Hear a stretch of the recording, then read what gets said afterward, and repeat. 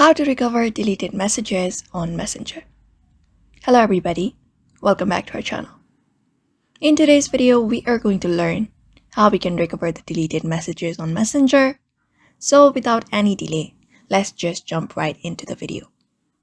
So for that, you can head over to your Facebook account, open up your Facebook in your device, and log in with the account that you want to recover the messages for.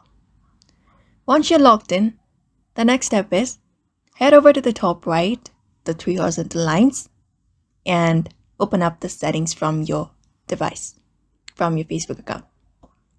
Once you open up your settings, you need to go to Account Center. And after opening up your Account Center, scroll down to your Informations and Permissions under Account Settings. And once you open it up, we need to download up your information.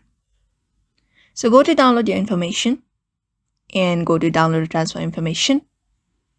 After that, select up your Facebook account and tap next. Once tapped on next, we can select specific types of information. Since we are looking for recovering to deleted messages, go ahead and select the second option and locate messages from this section. So go to messages, and once that is done, tap next.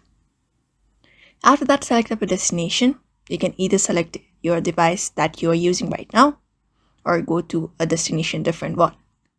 For now, I'm selecting the first option, and you can select the date range from where you want to recover the messages. After that, your email address where you want it, and your format and your media quality. And you can also include the mobile compatible media. So you can turn this option on and tap on Create Files. Once that is done, your information will be prepared for download. So once you get notified about the download is completed, you can just go ahead and open up the file and you'll be finding your deleted messages right there. But remember, if you have not backed up, you'll be not finding any information.